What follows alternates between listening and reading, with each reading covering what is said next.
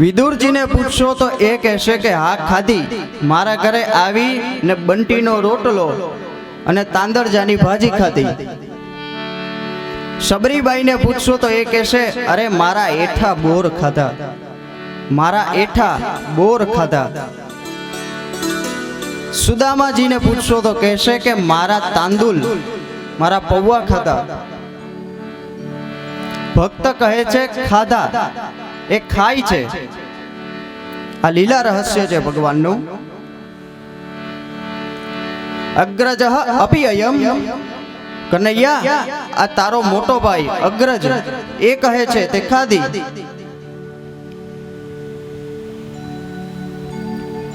આમાં કર્મ નથી, મેં નથી ખાધી આટલું છે. આનો અર્થ ભગવાન એમ કહેવા માંગે છે કે હું કરતા છું, પણ મને એ જે ક્રિયા કરું છું એનાથી હું લેપાતો નથી. જે હું કર્મ કરું છું એનાથી હું લેપાતો નથી.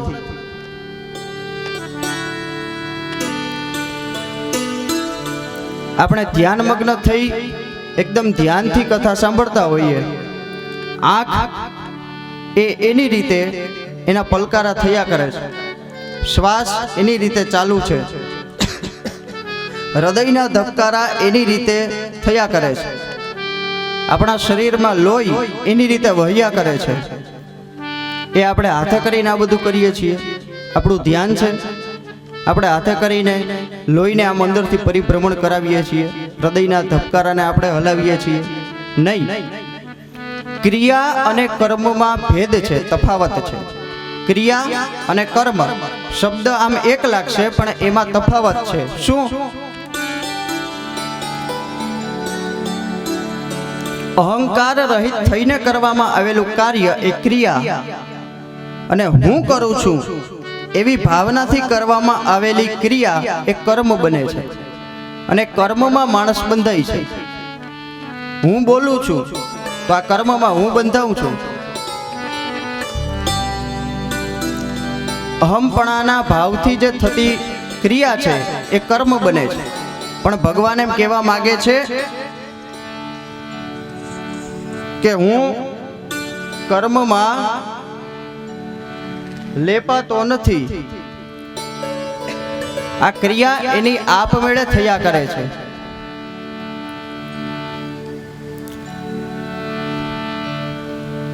એની રીતે ઋતુઓ આવે છે અને જાય છે. પૃથ્વી એની રીતે ફર્યા કરે છે એની ધરી ઉપર. સૂર્ય અને ચંદ્ર એની રીતે ઉગે છે અને આથમે છે. આમાં કોઈ ક્રિયા કરવી પડે છે. આપણે મોડું ઉઠવું હોય તો આપણે મોબાઈલમાં એલાર્મ સેટ કરી શકીએ કે આપણે 7 ને બદલે 8 વાગ્યાનો એલાર્મ રાખી શકીએ. એલાર્મ પણ આપણને એમ થાય કે સુરત દાદા હમણાં તો બહુ વહેલા ઉગે છે, તે કંઈક સુરત દાદાનો એલાર્મ મોડો રાખીએ કે 9 વાગે એ ઉગે એવું કંઈક કરીએ. એ આપણા હાથની વાત છે. એ એની મેળે આપમેળે થયા જ કરે છે. આપના થાંભલા રોજ ઊભા રહે, આપના થાંભલા રોજ ઊભા રહે, વાયુનો વિંજણો રોજ વાયે, ઉદયને અસ્તના દોરડા ઉપર એ રોજ નટ બનીને રવિ રાજમાલે. ભાગતી ભાગતી પડી જતી તોય એ રાત સૂર્યને હાથ નાવે. એમ કર્મવાદી બધા કર્મ કરતા રહે, એને ઊંઘવું કેમ ફાવે, એને ઊંઘવું કેમ ફાવે. કર્મવાદીઓ પોતાની રીતે કર્મ કરતા જ રહે છે. આપનો થાંભલો રોજ ઊભો રહે. આ આકાશ અનંત છે. આના આધાર માટે થાંભલીઓ નાખી છે. ક્યાંય જોયું ભગવાને આકાશને ઊભું રાખવા માટે ક્યાંય થાંભલી જોઈ હોય?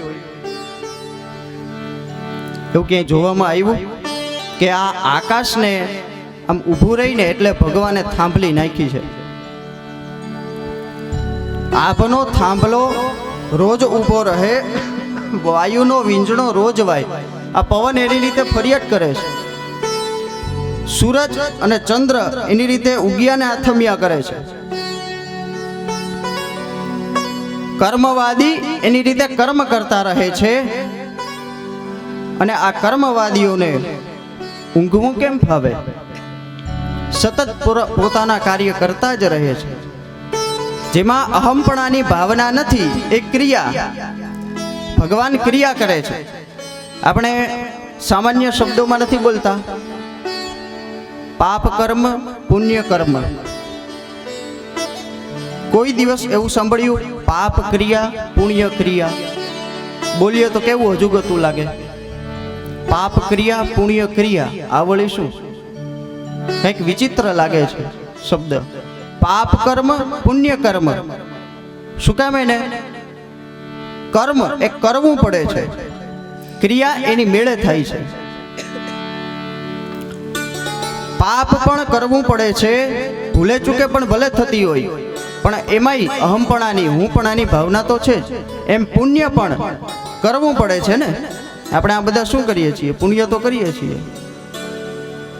પુણ્યનું ભાથું તો ભેગું કરીએ છીએ. પાપ કર્મ, પુણ્ય કર્મ. પાપ એ લોઢાની સાંકળ છે. ડોંગરેજી મહારાજ કહે છે પાપ એ લોઢાની સાંકળ છે, પુણ્ય એ સોનાની સાંકળ છે સાંકળ જ. એટલે આપણે બંધાવાના જ. પાપ લોઢાની સાંકળ છે, એવું કરશું તો એવું ભોગવશું.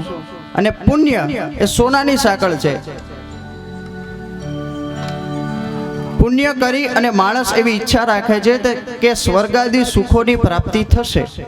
બંધાયો શેનાથી? પુણ્યથી. લાલચ એને છે મનમાં કે સ્વર્ગમાં જાશું, સુખ મળશે, આગલા જન્મે કંઈક સારું થશે, છૂટી જાશું. કાંઈક ને કાંઈક મનમાં ઈચ્છા છે જ. તે પાપ પુણ્ય પણ એ પણ સોનાની સાંકળ જ છે. સાંકળ, બંધન જ છે.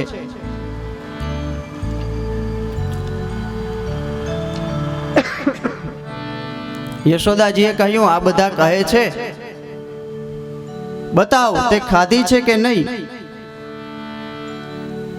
જ્યાં શ્રી કૃષ્ણ ભગવાને એમ કીધું કે વાંધો નહીં, તમે તમારે જોઈ લ્યો, મારા મુખમાં મેં ખાધી છે કે નહીં. આમ કહી અને લાલાએ પોતાનું મુખ ખોલ્યું. સાતત્ર દદ્રશે વિશ્વમ જગત સ્યાસ્નું ચખમ દિશઃ સાદ્રી દ્વીપાબ્ધિ ભૂગોલમ સવાય વગ્નિન્દુતારકમ. આખું બ્રહ્માંડ, આખા વિશ્વના દર્શન જગદંબા યશોદાજીએ શ્રી કૃષ્ણના, એ લાલાના, પોતાના પુત્રના મુખમાં કર્યા. એમાં પોતે પોતાને જ જોયા કે પોતે પોતાને જ પોતાના લાલાના મુખના દર્શન કરતા જુએ છે. એમાં જ લાલાના મુખમાં જ ભાન ભૂલ્યા. ખબર પડી આ પુત્ર નથી, આ બેટો નથી, આ બ્રહ્મ છે, આ બાપ છે, આ પિતા છે. યશોદાજીએ હાથ જોડ્યા, નમસ્કાર કર્યા અને લાલો મૂંઝાયો કે આ તો ઊંધું થઈ ગયું, આ તો રહસ્ય ઉઘડી ગયું. હવે માં મને પ્રેમ નહીં કરે, લાડ નહીં કરે, પણ હવે આ તો પગે લાગશે. દીકરો ગમે એવડો મોટો હોય પણ મા બાપ પગે ન લાગે. અને મા બાપ કદાચ ક્યાંક એવી જગ્યાએ પગે લાગે ને તો પેલાને ગમે નહીં, જો એવો હોય તો. અમુક તો સામેથી લગાવડાવે.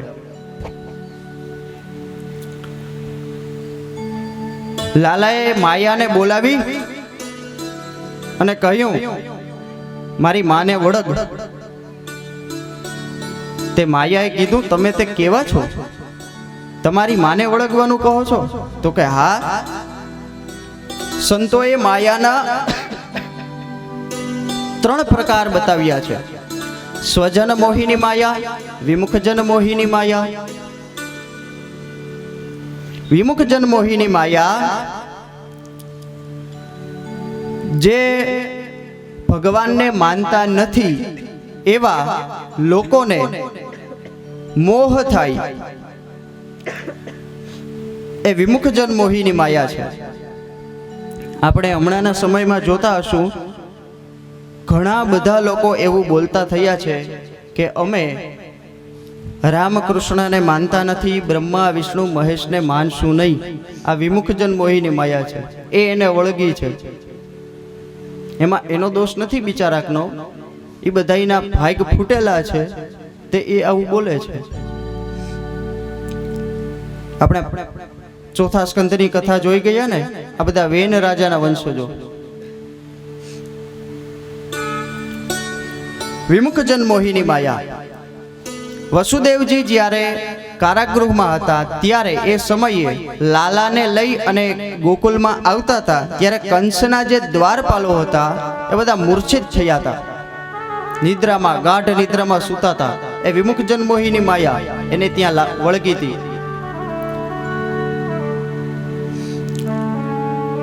ભગવાનના જે ભક્તો છે એને પણ માયા વળગે છે, પણ એને સારી માયા વળગે છે, એને આવી માયા નથી વળગતી.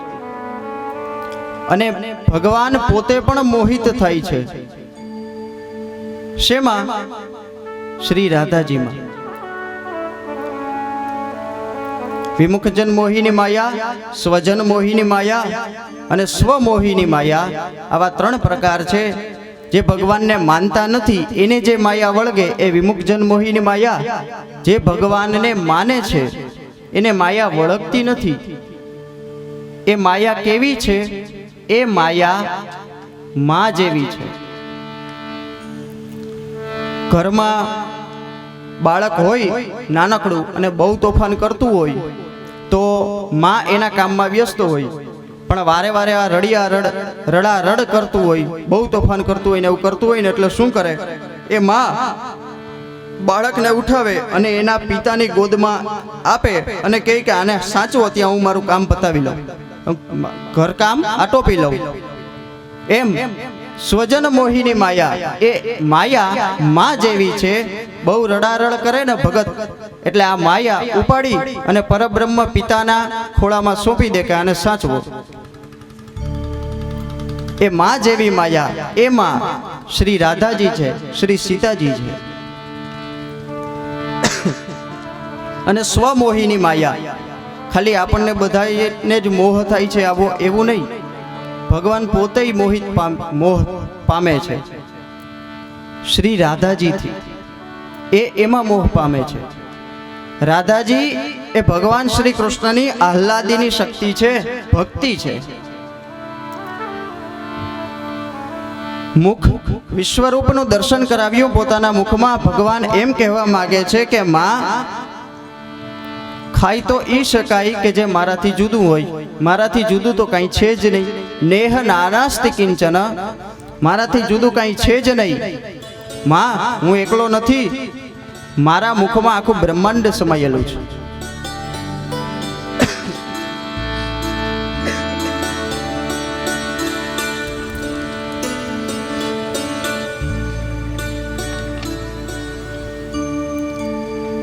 વળી ભગવાનના આદેશ પ્રમાણે માને સ્વજન મોહિની માયા વળગી. માતા યશોદાને પુત્ર મોહ થયો, ભૂલાઈ ગયું કે આ પરબ્રહ્મ પિતા છે, આ ભગવાન છે, એ ભૂલી ગયા. આ મારો લાલો છે. વિચાર કરે છે આ મારા બાળકનું સ્વાભાવિક ઐશ્વર્ય છે. ભગવાને મા યશોદા ઉપર વૈષ્ણવી માયાનો પ્રયોગ કર્યો. રાજા પરીક્ષિત શ્રી સુખદેવજીને પ્રશ્ન પૂછે છે,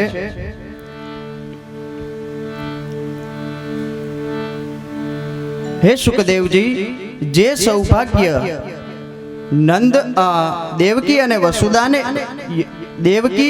અને વસુદેવજીને મળવાનું હતું એ નંદ અને યશોદાને કેમ મળ્યું? અત્યારે જે લીલા કરી રહ્યા છે બાલક્રીડા, એ સૌભાગ્ય દેવકી અને વસુદેવને મળવાનું હતું. તો નંદ અને યશોદા એના એવા ક્યાં સૌભાગ્ય કે એમને ત્યાં લાલો જન્મ લઈ અને આવ્યો અને એમની સાથે બાલક્રીડા કરે છે? રહસ્ય સમજાવો ને. સુખદેવજી કહે છે, રાજા તમારો પ્રશ્ન સરસ છે.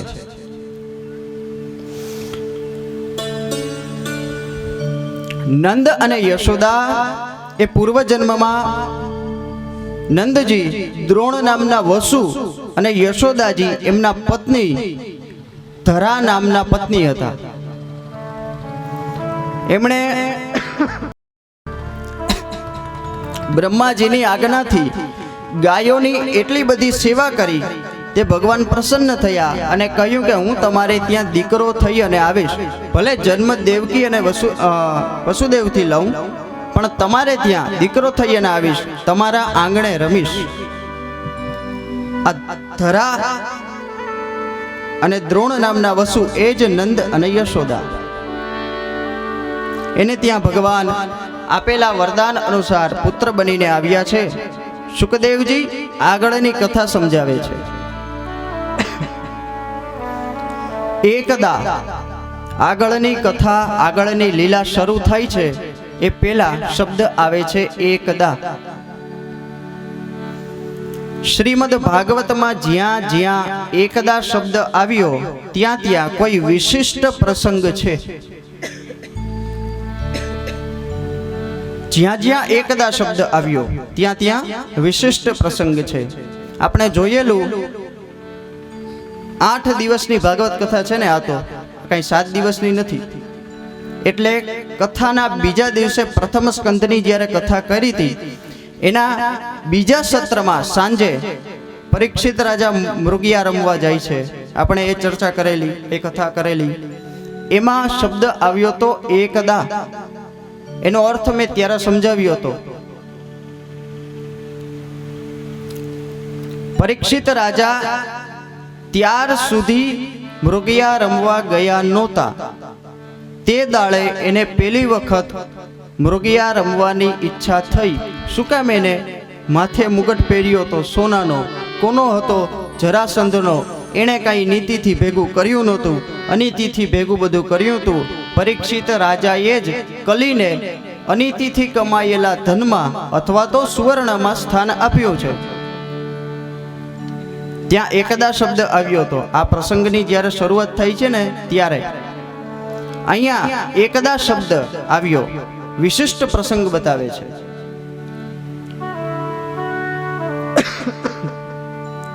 શ્રીમદ ભગવદ્ ગીતામાં શ્રી કૃષ્ણ ભગવાન કહે છે, પોતાની વિભૂતિ બતાવતા, અ એ મારું સ્વરૂપ છે. વર્ણોમાં અ એ મારું સ્વરૂપ છે. અક્ષરાણામ અકારોસ્મિ.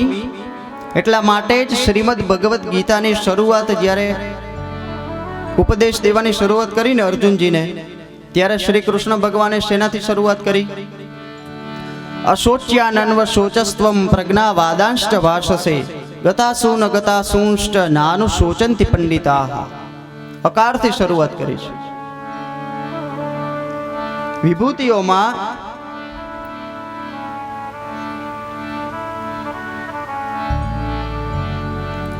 ભગવાનનું સ્વરૂપ માનવામાં આવ્યું છે અવર્ણને. મંગળ દિવસ છે, મંગળ દિવસે મંગળવારે નહીં, અમુક અમુક એવો અર્થ કરે છે મંગળવારે આ ઘટના થઈ હતી. મંગળવારે નહીં, મંગળ દિવસે. મંગળ દિવસે, મંગળ દિવસે યશોદાજી, એના મનમાં એક વિચાર આવે છે, આ લાલો બહુ ચોરી કરે છે. ગોપીઓના માખણની ચોરી એના ઘરે જઈ અને બહુ ચોરી કરે છે.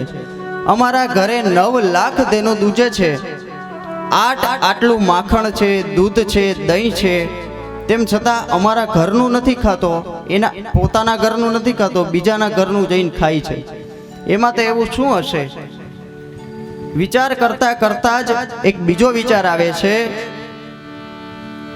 કે ગોપીઓ છે ને એ પોતાના હાથે બનાવે છે માખણ, અને હું દાસ દાસીઓને આપી દઉં છું માખણ બનાવવા માટે. મારા ઘરે દાસ દાસીઓ માખણ બનાવે છે અને ગોપીઓ પોતાના હાથે માખણ બનાવે છે. એટલા માટે એના હાથે બનાવેલું માખણ લાલાને ભાવતું હશે. લાવ, આજે હું મારા હાથે માખણ બનાવું લાલા માટે.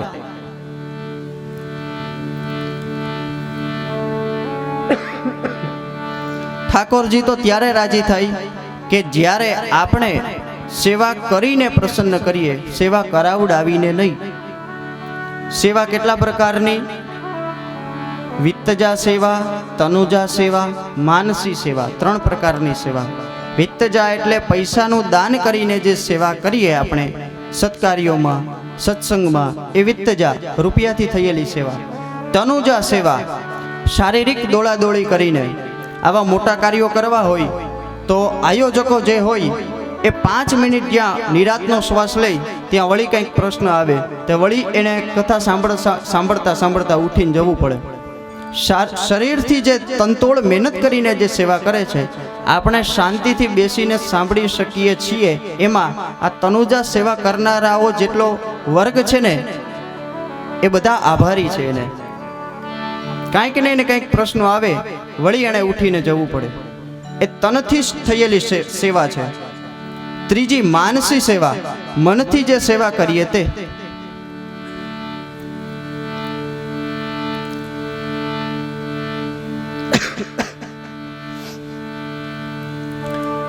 એકદા ગૃહદાસીષુ યશોદાનંદ ગેહિની કર્માંતર નિયુક્તાસુ નિર્મમંથ સ્વયં દધી. માં યશોદા પોતે માખણ નવનીત બનાવવા બેઠા. મોટી ગોળી લીધી, અંદર રવાયો મૂક્યો અને ફેરવે છે. સુખદેવજી વર્ણન કરે છે, માના શૃંગારનો 2 કુંડળ પહેર્યા છે.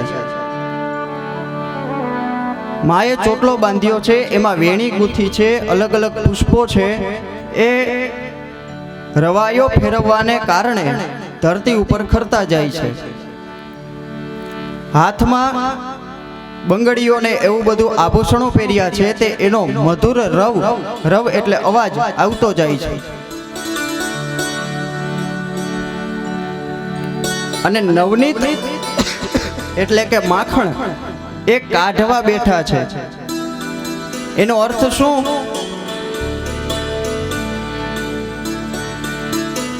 માં યશોદાના 2 કુંડળ એ સાંખ્ય અને યોગનું પ્રતીક છે.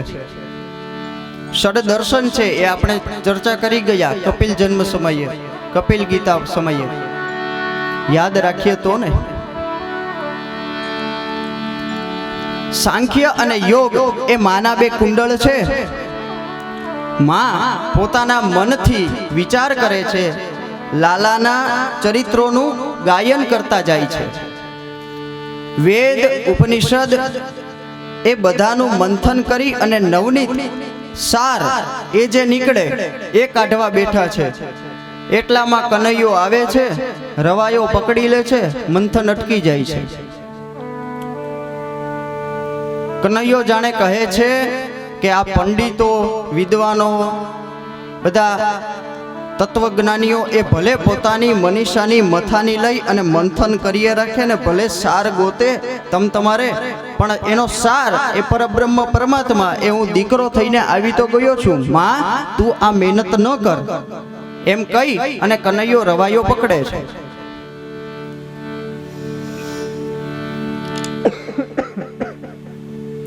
મંથન અટકી જાય છે. યશોદાજી લાલાને ગોદમાં લે છે, દૂધપાન કરાવે છે. એટલામાં ચૂલા ઉપર મૂકેલું દૂધ એ ઉભરાવા માંડે છે. યશોદાજી લાલાને નીચે મૂકી અને પેલું દૂધ ઉભરાયું છે એને બચાવવા જાય છે. લાલો અહીંયા ખીજાય છે.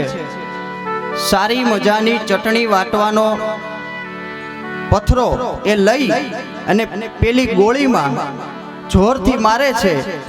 ધડામ દઈ અને અવાજ આવે છે ગોળી ફૂટવાનો. આખા ઘરમાં છાશનું તળાવ ભરાય છે. આ બાજુ માં યશોદા જ્યાં રસોડામાં ચૂલા ઉપરથી દૂધને ઉતારતા હતા ને ત્યાં અવાજ સાંભળ્યો તે આવ્યા બહાર.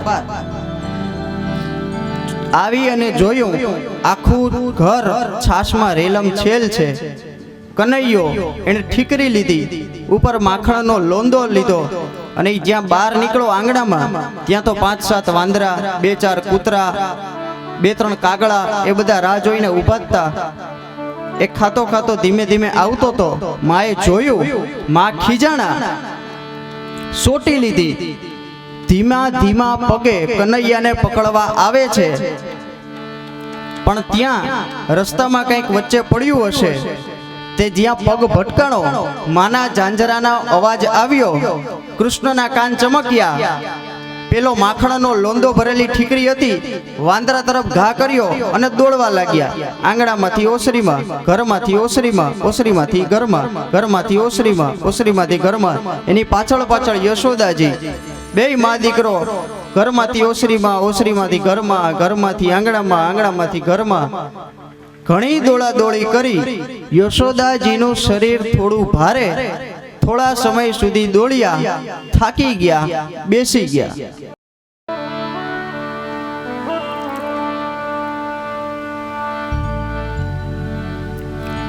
યશોદાજી લાલાને દુગ્ધપાન કરાવતા હતા. એ સમયે દૂધ ઉભરાણું. હવે એ વાત સમજો. એક સાથે એટલે કહી દીધું કે તમને આ એક સાથે સાંભળવાની મજા આવે. હવે ધીમે ધીમે રહસ્ય સમજતા જઈએ.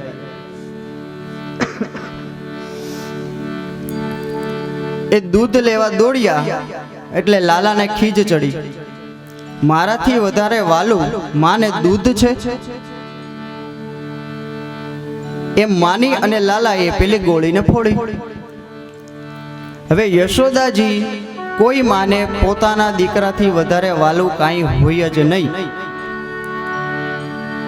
તો એ દૂધને બચાવવા શા માટે દોડ્યા? ત્યાં સંતો બતાવે છે કે દૂધ એ જુએ છે યશોદાને ધવડાવતા લાલાને.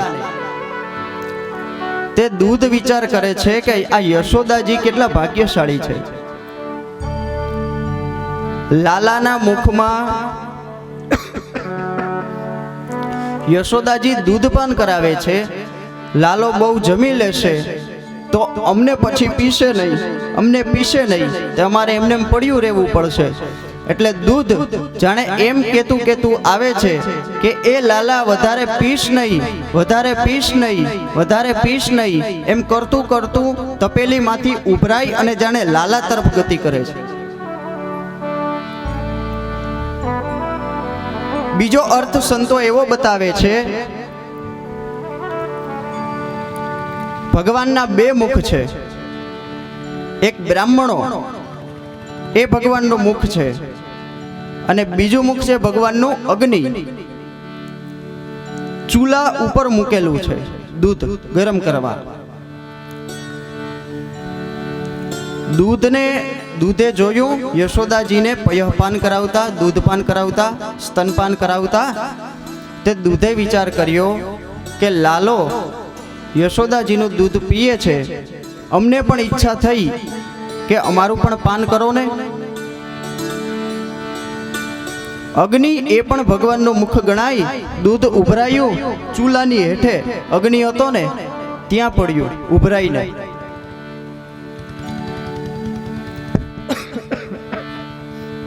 સંતો કહે છે યશોદાજીને એમ થયું કે લાલો એને એક જ ગાયનું દૂધ પીએ છે.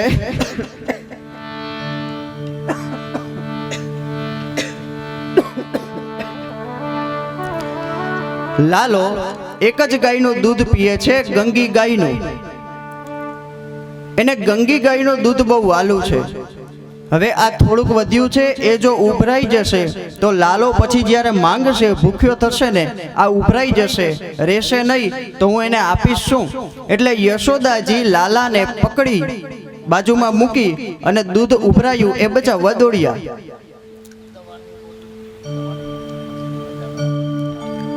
બહુ સરસ અર્થો કર્યા છે સંતોએ.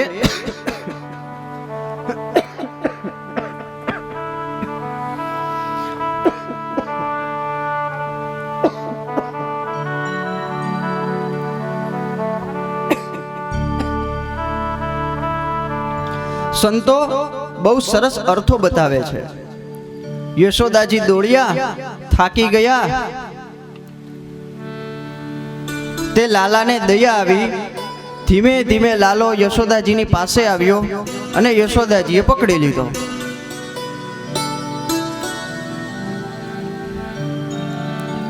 આપણે પણ વેદ, ઉપનિષદ, ગ્રંથો, શાસ્ત્રો જે કહે છે એનું બહુ મંથન કરીએ છીએ,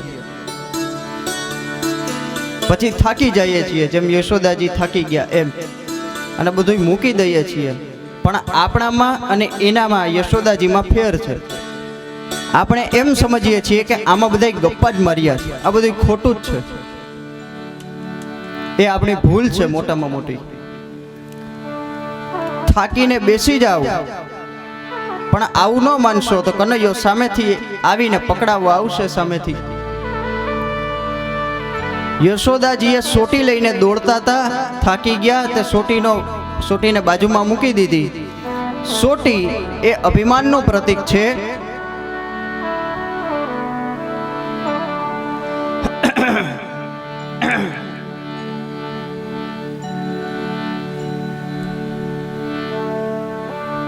શ્રી કૃષ્ણ કનૈયા.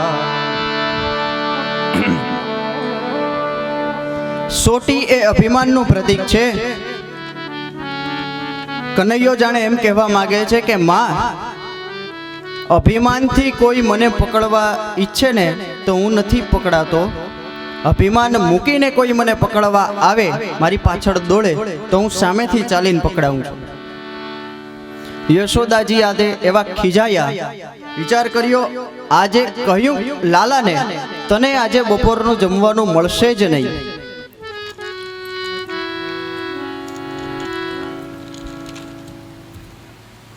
બાર તો ગોપીઓના મટકા તું ફોડતો તો, હવે ઘરમાં પણ તે તોફાન શરૂ કર્યા છે.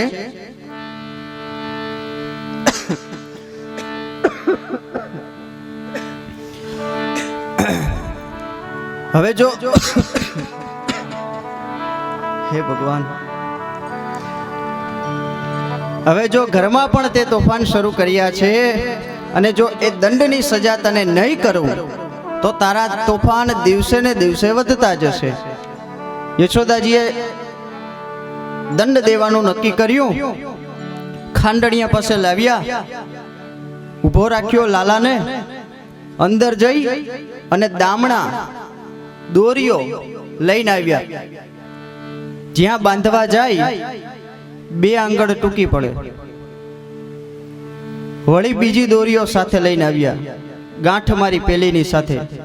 વળી બાંધવાનો પ્રયાસ કર્યો, વળી 2 આંગળ ટૂંકી પડી. વળી અંદર ગયા, વળી પેલી દોરીઓ સાથે ગાંઠ બાંધી, વળી બાંધવાનો પ્રયત્ન કર્યો, વળી 2 આંગળ ટૂંકી પડી. ઘરમાં જેટલી દોરીઓ હતી ને એ બધી 2 આંગળ ટૂંકી પડી. થાકી ગયા. આ શું સૂચવે છે? પરમાત્મા 2 ડગલા દૂર છે આપણાથી. જો આપણે એ 2 ડગલા આ 2 વસ્તુને મૂકીએ તો આ 2 આંગળ દોરી એટલા માટે ટૂંકી પડે છે. ભગવાન જાણે એમ કહેવા માંગે છે, આ 2 આંગળ એ અહંતા અને મમતાનું પ્રતીક છે.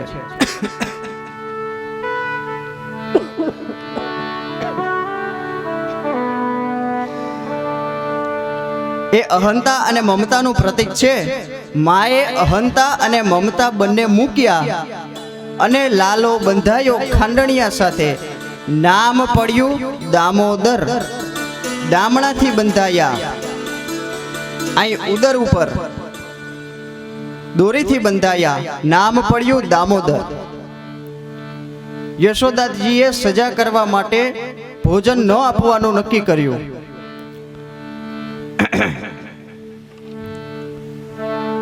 નામ પડ્યું દામોદર. આગળની લીલામાં પ્રવેશ કરીએ એ પહેલા 2 મિનિટ હરિનામ સંકીર્તન કરીએ.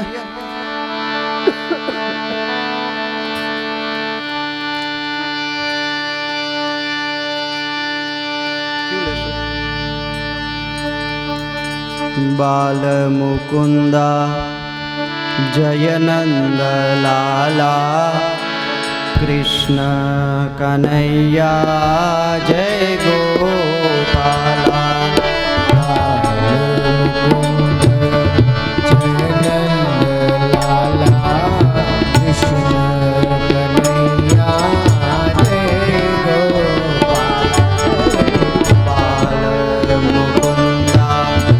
જય નંદ લાલા કૃષ્ણ કનૈયા જય ગોપાલા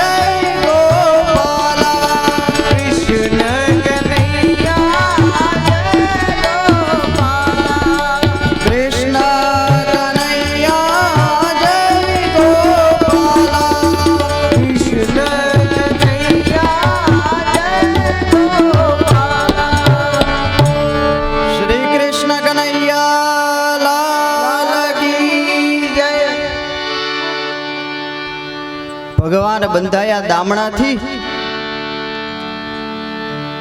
માં ગયા લાલાને બાંધીને ઘરમાં. લાલો નાનકડો રડતો રડતો એનું ધ્યાન ગયું નંદાલયમાં રહેલા બે વૃક્ષો તરફ. એ વૃક્ષો શેના હતા?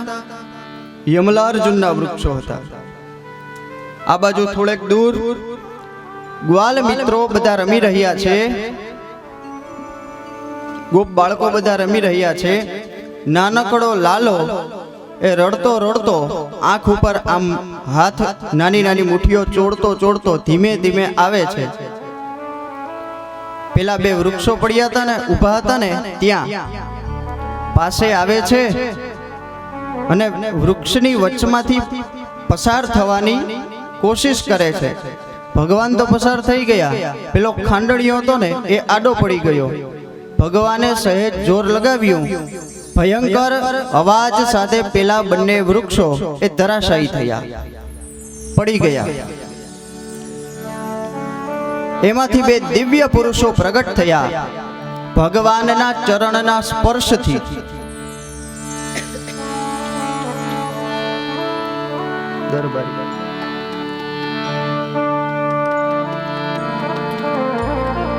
લાલાના ચરણનો સ્પર્શ થયો ને એ બંને યમલાર્જુનના વૃક્ષોમાંથી બે દિવ્ય દેહધારી પુરુષો પ્રગટ થયા અને ભગવાનની સ્તુતિ કરી.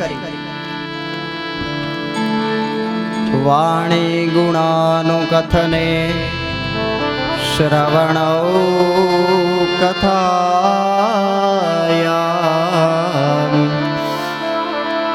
હસ્તૌ ચ કર્મસુ મનસ્તવ પાદયોર્નઃ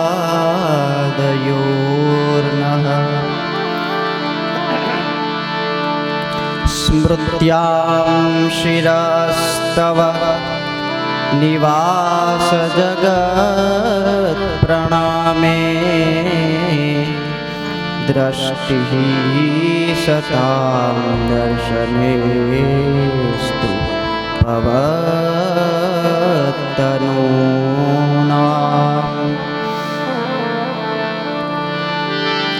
વાણી ગુણાનુકથને શ્રવણૌ કથાયામ હસ્તૌ ચ કર્મસુ મનસ્તવ પાદયોર્નઃ.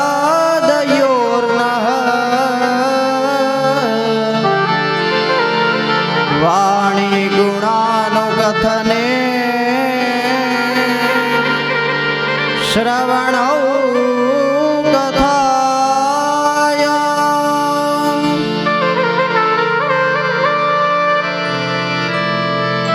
એ વૃક્ષોમાંથી બે દિવ્ય દેહધારી પુરુષ પ્રગટ થયા. એમણે નાનકડા લાલજીની કૃષ્ણ ભગવાનની સ્તુતિ કરી. હે ભગવાન, વાણી ગુણાનુકથને શ્રવણૌ કથાયામ, અમારી વાણી એ આપના ગુણોનું ગાયન સદાય કરતી રહે. શ્રવણૌ કથાયામ, અમારા શ્રવણ, અમારા કાન આપની કથાનું સદાય પાન કર્યા કરે. હસ્તૌ ચ કર્મસુ મનસ્તવ પાદયોર્નઃ, અમારા હાથ સદા આપની સેવામાં લાગેલા રહે. અમારું મન સદા આપના ચરણમાં રહે. સ્મૃત્યામ શિરસ્તવ સ્મૃત્યામ શિરસ્તવ નિવાસ જગત પ્રણામે દ્રષ્ટિ સતામ દર્શનેસ્તુ ભવતનૂનામ. હે ભગવાન, ઇન્દ્રિયો આપને છોડી અને અન્યત્ર જાય છે ત્યારે જ એનાથી પાપ થાય છે. પાપ એ બે માર્ગેથી આપણામાં પ્રવેશ કરે છે, આંખથી અને કાનથી. એટલા માટે બ્રાહ્મણો જ્યારે સવારના પૂજા કરાવે એટલે પેલા કહે છે ચક્ષુ શ્રોત્ર વંદનમ, આંખે કાને જળવંદન કરી જાઓ. આમ ગોરદાદા બોલે. પાપ એ આંખથી અને કાનથી આપણામાં પ્રવેશ કરે છે. આ યમલાર્જુનમાંથી પ્રગટ થયેલા બંને પુરુષો, દિવ્ય દેહધારી પુરુષો, એ કોણ હતા? એ હતા નલકુબેર અને મણિગ્રીવ. કુબેરના દીકરા હતા. હે દામોદર, હે ઋષિકેશ, અમારી ઇન્દ્રિયો સદા સર્વદા આપનામાં લાગેલી રહે. સ્તુતિ કરી અને બંને સ્વર્ગમાં ગયા. આ બંનેને શ્રાપ થયો હતો, વૃક્ષો થઈ અને પડો. કોનો શ્રાપ થયો હતો? નારદજીનો. શું કામે? તો એની કથા કહી. એકવાર આ બંને કુબેરના પુત્રો નલકુબર અને મણિગ્રીવ એ અપ્સરાઓ સાથે સરિતામાં, ગંગામાં સ્નાન કરી રહ્યા હતા. એ સમયે ત્યાંથી દેવર્ષિ નારદ પસાર થયા. કોઈ સંત મહાત્મા આવ્યા એટલે અપ્સરાઓએ તો પોતાના શરીરને વસ્ત્રોથી ઢાંકી લીધું, મર્યાદાનું પાલન કર્યું. પણ પેલા બંને જણા નલકુબર અને મણિગ્રીવ એ એમને એમ રહ્યા, ન પ્રણામ કર્યા, ન સંતની મર્યાદાનું પાલન કર્યું, ન સંતત્વનું પાલન કર્યું. પરિણામે નારદજીએ શ્રાપ આપ્યો, જાઓ, જળ થઈ અને ઊભા રહ્યા માટે જળ વૃક્ષ થઈ અને પડો. બંનેને ભાન આવ્યું એટલે દેવર્ષિ નારદના ચરણોમાં પડ્યા, કરગર્યા અને પ્રાર્થના કરી કે શાપાનુગ્રહ કરો. ત્યારે દેવર્ષિ નારદે કહ્યું કે દ્વાપરના અંતમાં શ્રી કૃષ્ણ ભગવાન જ્યારે પ્રગટ થશે, અવતાર ધારણ કરશે, ત્યારે તમારો મોક્ષ થશે. અભિમાનથી એમનેમ જળવત રહ્યા હતા. એનામાં 4 દોષ રહેલા હતા. ક્યાં ક્યાં? પેલું કારણ, ધનદ આત્મજૌ. ધનવાન બાપના દીકરા હતા અને કુબેરની સંપત્તિ પાછી કેવડી? કુબેરના દીકરા હતા નલકુબર અને મણિગ્રીવ.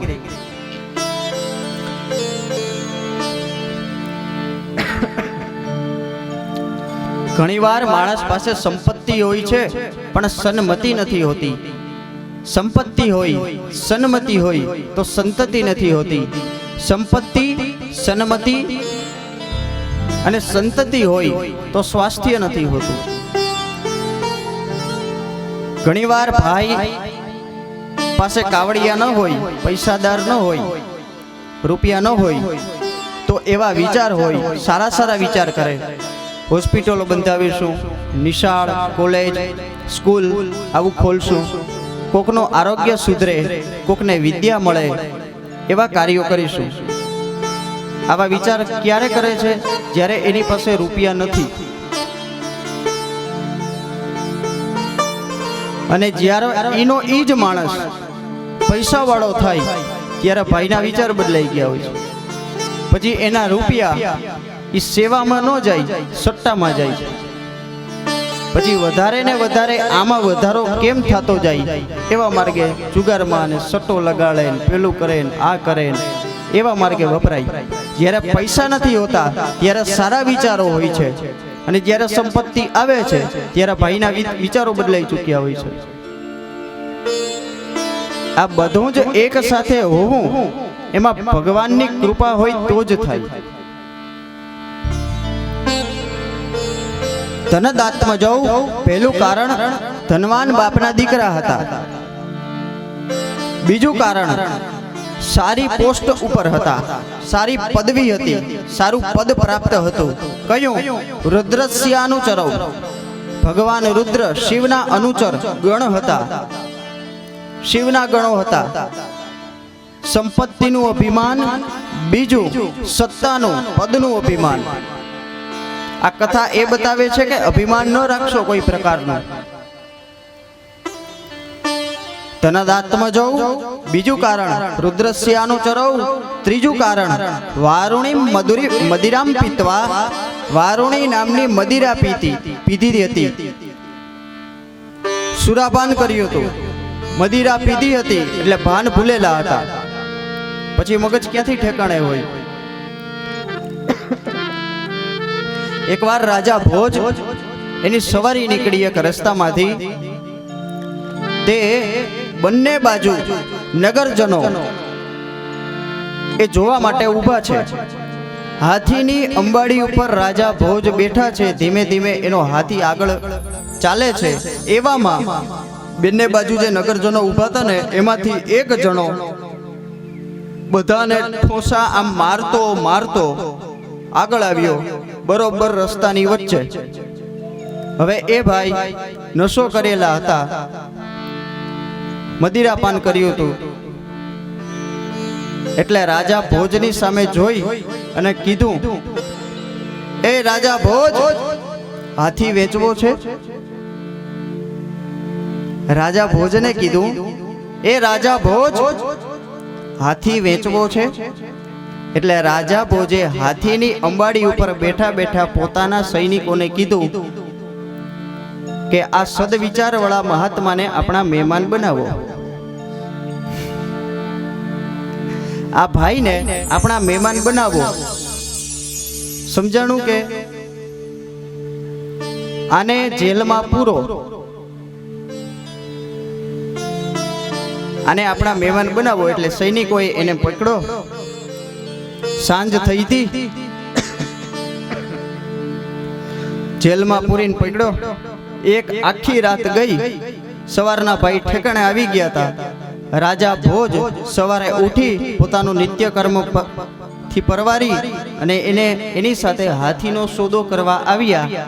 આવી વંદન કરીને રાજા ભોજે કીધું કે ચાલો મહાત્મા, આપણે હાથીનો સોદો કરીએ. એટલે પેલા એ જેલની અંદરથી જવાબ દીધો કે મહારાજ ક્ષમા કરજો, હાથીનો સોદો કરનારો ગઈ રાતે જ મરી ગયો, મદિરા આ કરાવે. રાજા ભોજને પડકાર કરે છે.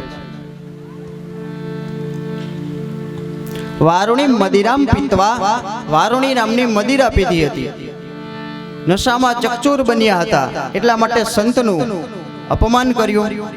ચોથું કારણ, સ્ત્રીઓ સાથે જળ ક્રીડા કરતા હતા, વ્યસની હતા, વ્યભિચારી હતા. પરિણામે નારદજીએ શ્રાપ આપ્યો. સંત એના ક્રોધમાં પણ વરદાન હોય છે, એના શ્રાપમાં પણ વરદાન હોય છે. સંત ક્રોધ કરે ને તો પણ સમજી લેવું કે આપણું કંઈક સારું થવાનું છે. સારો માણસ ખીજાય ને, આપણા મા બાપ આપણને ખીજાય ને, એ આપણું સારું કરવા માટે જ ખીજાતા હોય. સંત એના શ્રાપમાં પણ એ વરદાન રૂપ સાબિત થાય છે. જેના શ્રાપ આપવાથી આ બંનેને શ્રી હરિનું દર્શન થયું, એને શ્રાપ કહેવાય કે વરદાન કહેવાય? નારદજીના શ્રાપ દેવાથી આ બંનેને, જે વ્યસની હતા, વ્યભિચારી હતા, સંપત્તિ અને સત્તાના મદમાં ચકચૂર હતા, એને પણ ભલેને જળ થયા પણ શ્રી કૃષ્ણ ભગવાનના ચરણનો સ્પર્શ થયો, દિવ્ય દેહધારી પુરુષ થયા, શ્રી હરિનું નારાયણનું દર્શન થયું. અને શાપ ન કહેવાય, અને વરદાન કહેવાય. આ સંતનો અનુગ્રહ છે. બંને શ્રી કૃષ્ણની સ્તુતિ કરી અને સ્વર્ગમાં ગયા. વૃક્ષો પડવાનો અવાજ સાંભળ્યો તે બધા નંદ આદિ ગોવાળિયાઓ આવ્યા કનૈયા પાસે. શું થયું, શું થયું? આવીને જોયું તો બંને વૃક્ષો ધરાશાયી થયેલા પડ્યા છે. નંદજીએ જોયું, લાલાને ખાંડણિયા સાથે બાંધ્યો છે, લાલો રડે છે.